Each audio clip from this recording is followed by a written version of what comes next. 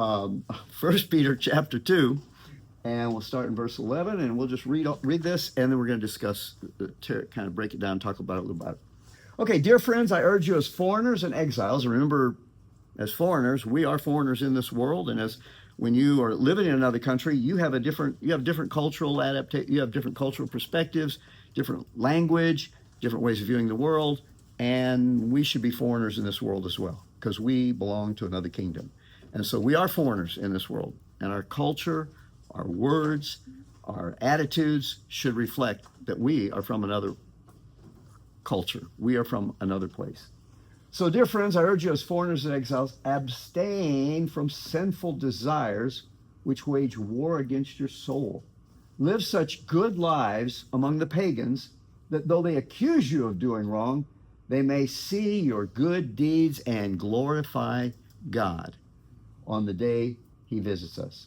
Submit yourselves for the Lord's sake to every human authority, whether to the emperor as the supreme authority, or to governors who are sent by him to punish those who do wrong and reward those who do right. And again, here I mentioned last week, I think, that here we see the purpose. God created governments. God created governments. It wasn't man's idea. God created them. And they are a government that is functioning under the authority God has given it will reward those who do right and punish those who do wrong. For it is God's will that by doing good, you should silence the ignorant talk of foolish people. God wants, it's interesting that God's will is that the foolish talk of ignorant people be silenced, but not the way we typically think of silencing it. He wants it to be silenced. How? By us doing good, so that when they accuse you of something, it just seems foolish that they would even accuse you of that. Wow, wouldn't that be a great way to live? Wouldn't that be great to have that kind of a reputation? Well, that's what God's will is for us. Live as free people, but don't use your freedom as a cover-up for evil. Live as God's slaves. Say what? Wait a minute. You just said live as free people, and now you're saying live as God's slaves. Which is it? Well, of course, true freedom only comes when you submit yourself to the Lord. No, man's not.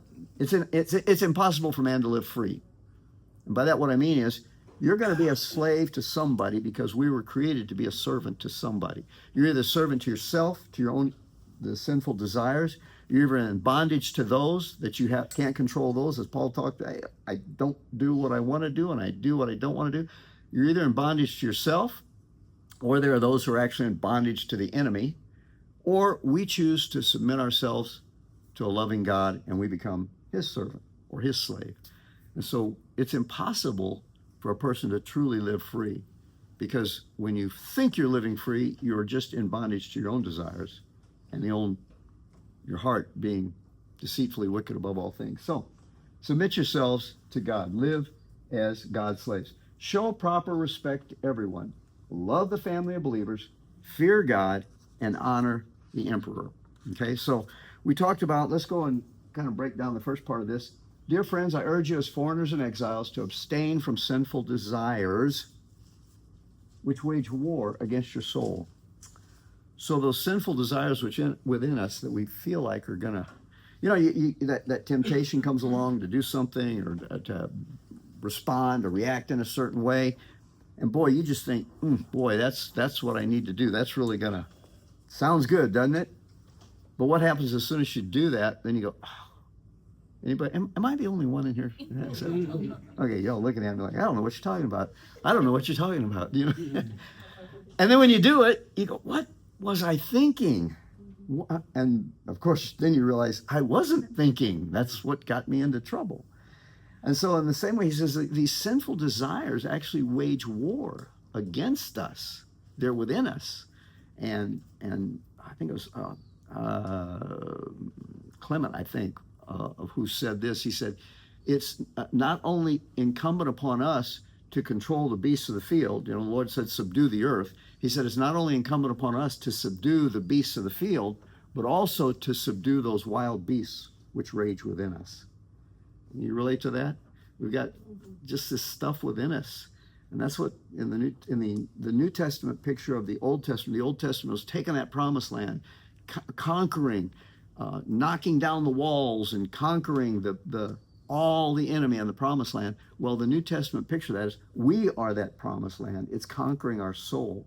That's what it talks about in Corinthians, where it says, we take into captivity every thought to the obedience of Christ. The weapons of our warfare are not carnal, but they're mighty through God to pulling down of strongholds, casting down those ideas and those false concepts that wage war within us. And so we're in a battle today. And yes, we're in a battle in the world, but the biggest battle most of us have to fight is right here within us, dealing with the old nature and pulling down those strongholds, those false ideas, and the ideas that are put into our head from outside in the world as well. And so we are in a battle, and it's tearing down those pretenses, those false ideas, those just responding the way the world responds instead of responding the way God has called us to respond, because typically his way is counterintuitive to what the world would tell us. By counterintuitive, it just doesn't make sense. I mean, when we read this, it's like, Peter, are you from another planet? This doesn't make sense. It just doesn't make sense to do that. So these things wage war against our soul. Live such godly lives that of the pagans, so they accuse you of doing wrong, they may see your good deeds. And so we talked about what that means as to, we looked into Romans as well. I think we've got it up here. Let's look at Romans real quickly, because Paul says the same thing. Bless those who persecute you, who cause you harm or hardship. Bless and do not curse. Well, that's counterintuitive. You bless those who curse you. Well, yeah, I'd love to bless them, with a bless your sweetheart, That's not what it's talking about. Bless those. Bless those. It just doesn't make sense. But, we'll read on. Bless those who persecute you. Rejoice with those who rejoice, sharing in others' joy. And weep with those who weep, sharing in others' grief. Live in harmony with one another. And do not be haughty, conceited, self-important, but associate with humble people. And don't be conceited. And Paul goes on now. And again, remember, this is Romans 12. And Romans 12 starts with, I beseech you therefore, brethren, by the mercies of God, present your bodies a living sacrifice. So here then in the rest of Romans 12, he tells us what that means. It's nice to just think about that. Oh, living sacrifice. Okay, God, I give my body as living. But this is what it's talking about. Bless those who persecute you. That doesn't make sense. But that's offering our body as a living sacrifice. That's a part of it. So he goes on and he says, never repay anyone evil for evil. Well, don't you fight fire with fire? Don't you repay evil with evil? No. He says, take thought for what is right and gracious and proper in the sight of everyone. As far as possible, if possible, as far as it depends on you, live at peace with everyone. As far as it depends on you. So you make every effort. Again, I heard a guy challenge me a number of years ago. He said, Paul's goal was to to live at peace with everyone. And he said, the goal he imparted to me. He said this, that you would live in such a way that there's no one who could say, he offended me and didn't at least try to make it right. So that's been a goal of my life is, because you can't help but offend people, right? Particularly if you're in a position of leadership. I pastored for 25 years. I could give you a big long list of people I offended. And you probably could give me a big long list of people I offended too. But hopefully you got your own list of the ones you've offended. Because the thing is, if you make a decision, if you make this decision, this group's going to be offended. If you make this decision, this group's offended. If you make no decision, everybody's unhappy. And so there's times that you just are going to cause offense. But I made it my determination that they wouldn't be able to say I didn't at least come back and try to make it right. And so, we have people who are walking in offense with us today, but I don't think they can say you didn't at least try to make it right, So as much as it depends on you, live at peace with all people. Beloved, never avenge yourselves, but leave the way open for God's wrath, for it is written, vengeance is mine, I will repay, says the Lord. Vengeance is mine. So if vengeance is his and we take vengeance, we are taking something that belongs to God. What do you call somebody who takes something that belongs to somebody else? A thief. You're stealing, exactly. So Malachi talks about you can steal from the Lord by the tithe, Old Testament tithe there. So apparently there's another way we can steal from God. If we're taking vengeance, we're actually stealing something that belongs to his. He says, that's mine. That's not yours to take. So we live at peace. As much as possible, we live at peace. Somebody attacks you and does you wrong. What's your response? Well, it's the golden rule. You do one to others before they do one to you, right? Isn't that the golden rule? Something like that. I don't know. No, it's, and I know it sounds like another planet. It sounds like I'm just talking the talk or something, but we've actually lived this, and I know many of you have too. If you've been in the church any period of time, you've been stabbed in the back a time or two, right? Yeah, whenever somebody says, oh, I got hurt by the church, that's why I don't believe in God, I go, hey, you want to compare? Take a number, get in line. You want to compare scars, you know? That's not very compassionate, but the point is, if you've been in a church any period of time, you've been hurt. And that's where you learn to respond with blessing. In fact, there's a psalm which it says the righteous, I'm quoting, one of the versions probably says it. If not, it's my version that says this: the righteous cannot be offended. And when I read that, I thought, how in the world is that possible that a person could not be offended? And I realized what it was saying, and I've made it a goal in my life to live this way. It's like this. A way you can measure your maturity in the area of forgiveness is how long does it take between the time of the offense to the time that you forgive? Because, there's a period of time in there where it kind of feels good to be mad. Yeah? Well, I'll forgive them when they apologize. I'll forgive them when they deserve it. Well, I don't even need your forgiveness if they deserve it, I'll forgive them when. When did Jesus forgive us? Immediately. Yeah. In fact, on the cross, he wasn't just talking to the people standing at his feet. He said, Father, forgive them. I think that was a request, a prayer that echoed down through eternity to the very last sin anyone will commit. And so it's like on the cross, he reached out on one side to the very first sin, to Adam and Eve and that, and then he reached out to the other side to put his arm around the very last one, and he took all those upon himself. He became sin for us. And so somewhere between Adam and the very last one committed, I'm hoping I'm really close to this end over here somewhere. All of my little bitty life that's going to be lived is right in that little area there. And he took it all upon himself. And so when was I actually, how long between my sin and his forgiveness? His forgiveness took place here. His forgiveness came long before I was even born. Now, it took me a while to appropriate it. It took me a while to recognize it, realize it, and appropriate it and accept it. But it was done before I ever did anything wrong. He had said, Father, forgive them. In other words, forgiveness was in his heart. And I think it's significant for two reasons, because sometimes I think as new believers, and I don't know, maybe as old believers too, we sometimes feel like Jesus is up there and he's got a big bucket of forgiveness beside him. And when we do something wrong, oh, Jesus, please forgive me. And so he decides, okay, I'll pour a little more on you. Pour a little on you there. And, oh, I did the same thing again. Oh, Jesus, forgive me. All right, I'm going to pour a little more on you. And so he's got this bucket of forgiveness that he kind of decides each time whether he's going to pour. Does anybody think that? Pretty weird, right? Okay, y'all are mature.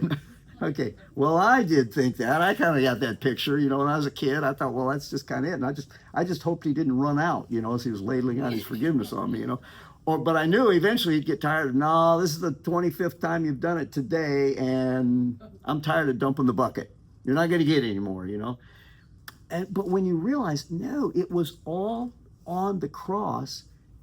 It was all paid for. It's not like he has to decide if he's going to forgive you again or not. It was already done on the cross when he said, it is pretty close to done. He said, it is finished. But that's just one Greek word. And what it means is it was the word that when you had a bill to pay, they would get the old rubber stamp and stamp on there, paid in full. Tetelestai is my lousy Greek pronunciation of it. Paid in full.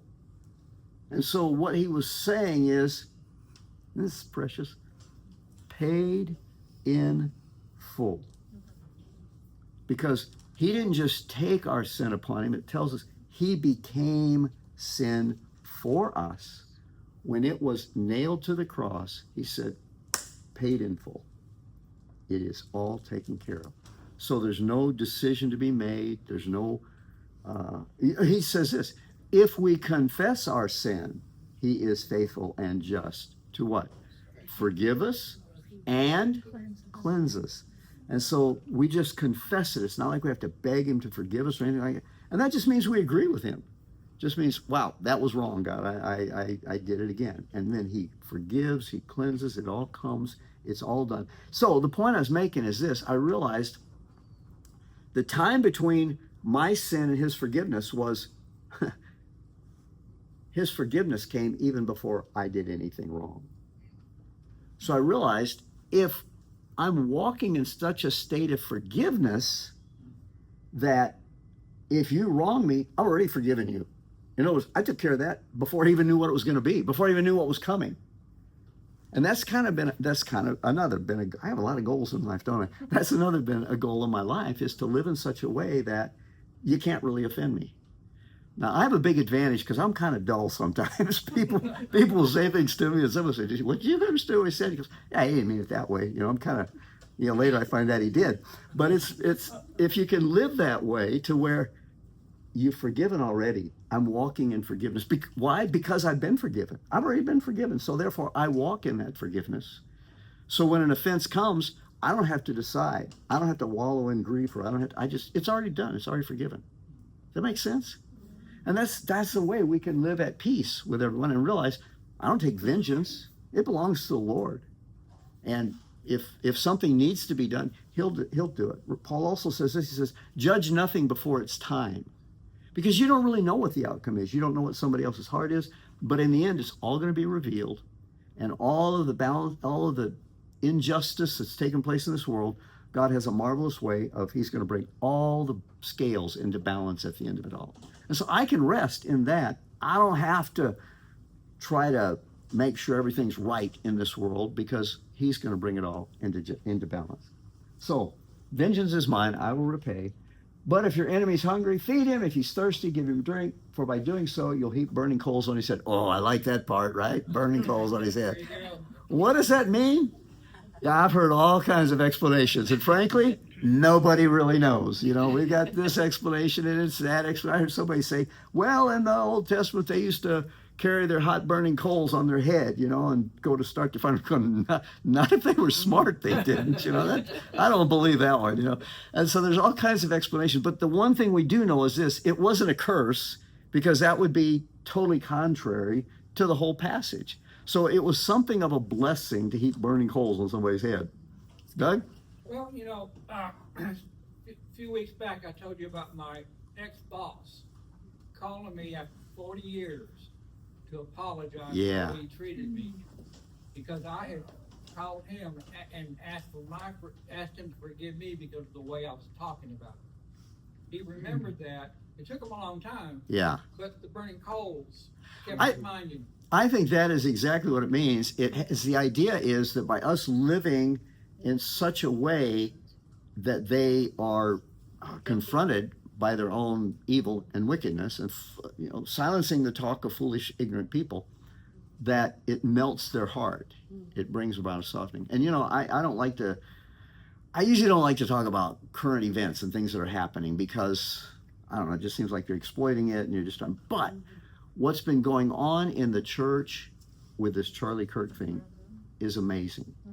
I mean, if you're seeing videos of people that I saw a guy the other day post a reel or something like that. It was just a short little quick video. He had a Bible in his hand. He says, I went out and bought a Bible. He's talking to all of his friends. I went out and bought a Bible. He says, I don't even know what it's all about, but I have just been so amazed at the response of these Christians. They're grieving, but the peace that they have. He said, I just realized I got to get what they've got. So I went and bought a Bible. I'm going to see if I can figure out what it is it's all about. That's so cool. And again, it's such a picture of what he talked about here. What Paul talked about, what Peter talked about. Live your life in such a way. That doesn't mean everybody's going to love you and everybody's going to treat you well, but you live your life in such a way that those who have that heart, that the good seed, falling on good ground, falling on hard ground, that they are touched by that. And that is exactly what is happening. That they're seeing people who are responding with prayer vigils and blessing. And it's just like, I just want to say, oh, well done, church.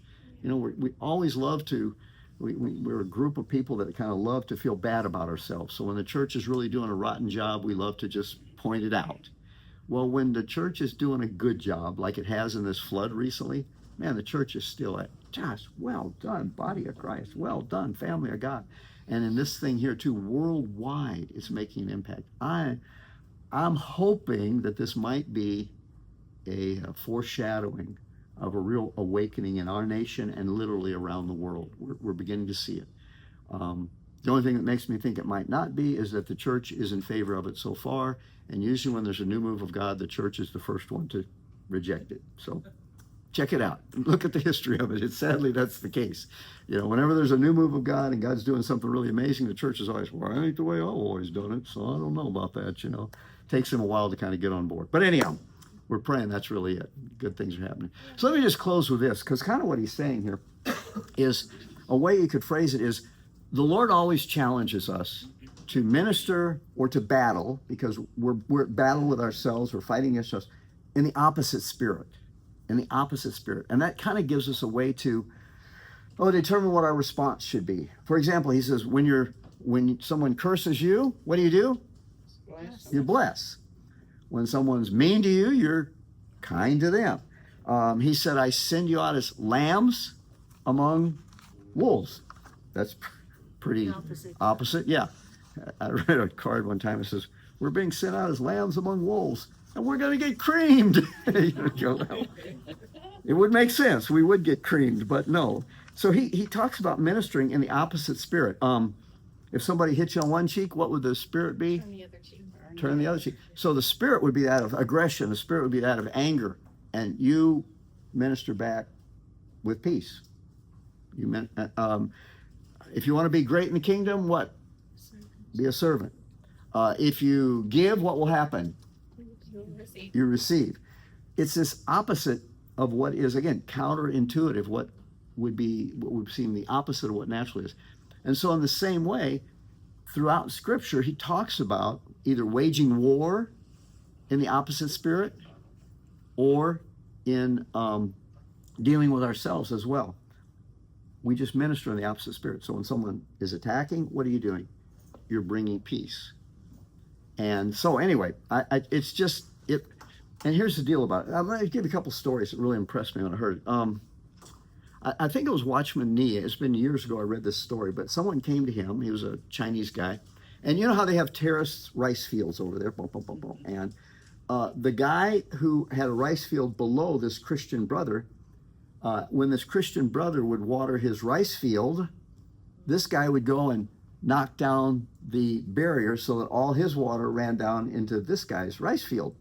And he would do that every day. And this Christian brother would come back and patch it up again. And then next day he'd water his field. And this guy would come and poke a hole in the wall so the water all ran down. Interesting, right?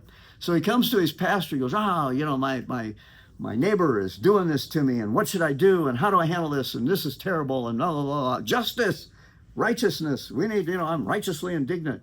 And the pastor said, well, why don't you just go and water his field first? And then you water your field. Boy, that's a dumb idea, isn't it? That doesn't solve my problem. Well, it does solve my problem, but not the way I wanted it solved, right? But he did that, and that's just so godlike, Again, people are just taken aback by kindness and generosity because it's so rare in the world today. This radical kindness, it goes against fairness. It goes against what we would call justice. But again, it's not up to us to decide what is just and what is fair. I'm so glad God wasn't fair with me. Aren't you glad God did what was fair with you? He gave us grace instead. And so God calls us to respond in the opposite spirit. When we're attacked, we respond with peace. And so anyway, this is what he's saying here. As much as it depends upon you, you can't always control the situation, but you're the only one you can control in the situation. As much as it depends upon you, live at peace with all people. And do not be overcome and conquered by evil, but overcome evil by good. And I just think, man, that is just what we are seeing in our nation today. And may it thrive. Mm-hmm. Amen. Yes. And may we take up the same banner that Charlie did. I ran across his ministry years ago. I just was watching this thing, and I saw a guy had a sign up that said, I don't know, women can't be men and men can't be women. Prove me wrong. And I thought, well, that's interesting. He was on a college campus, had no idea who the guy was. And I started watching him, and I haven't watched all of them, but there were many times somebody come up to him with a question. I'd go, oh my goodness, I would have no idea how to answer that one. And he would just come back with the most gentle, the most biblical, the most sound reasoning. I was just blown away. And so the world hates those who bring peace. And so anyway, I'm not here to exalt him, but I do believe God is using him and his life and that example. May it be an example for all of us how you're going to have people screaming in your face and you can just respond lovingly, kindly, just with the word. Truthfully, you don't water it down. He was very truthful, very pointed. But also you can do so in a kind, gentle voice, really with concern for them. And one of the things that we read here is, he said, you do this for the Lord's sake. We saw that last week. Peter says, for the Lord's sake. You go, why for the Lord's sake? And I'll close with that, and then we'll move on next week. It's easy when you do this, and maybe you've done that. Maybe, I tried to bless them when they were mean to me, and it didn't work. Or I tried to respond in kindness, and it didn't work. Anybody? No? The problem is, what do you mean it didn't work? Because you were thinking that if I responded in kindness, they would soften up and they would come back and it would all bring peace, right? And they didn't. But you're not doing it for that purpose. You're doing it to reflect the nature of God to the world around you. And what that does when you do that to people, we all have equilibrium within us. We all have, and so we all try and find equilibrium within us. And so when you do me wrong, I balance out over here that I can be mad at you and you owe me this and blah, blah, blah, because I'm going to find some equilibrium. But when you come along and apologize and very humbly just don't react, you throw me out of balance. And so that's why when you go to people, many times you go to them, hey, I just want to say I'm really sorry for it. Well, you ought to be sorry, because you just threw their scales all out of balance. And so they're trying to figure out what to do now. Well, you should be sorry. You were really bad, blah, blah, blah. So expect that when that happens, because you just threw them all out of balance. But give them time, maybe 40 years. Give them time, and they may come back in. But if they don't, that's not your purpose. Your purpose is to live to please him, so that when you stand before him, you can say, God, as much as was within me, I lived at peace with all people. As much as within me, I wasn't offended all the time by things that were done wrong to me. I lived like Jesus did, who, when he was reviled, he didn't revile again, but instead he entrusted himself to God to take care of it. And so that's what it's all about. It's not about making sure everybody gets saved or making sure everybody makes peace with you, because that's not going to happen. It's just not going to happen. But it's about when you stand before the Lord on that day, will you be able to say, as much as within me, as much as it depended on me, I lived at peace with all people. And I wasn't the cause. I wasn't the difficult person. I was surrounded by them, but I wasn't the one. But as much as it depended on me, I lived at peace with all people.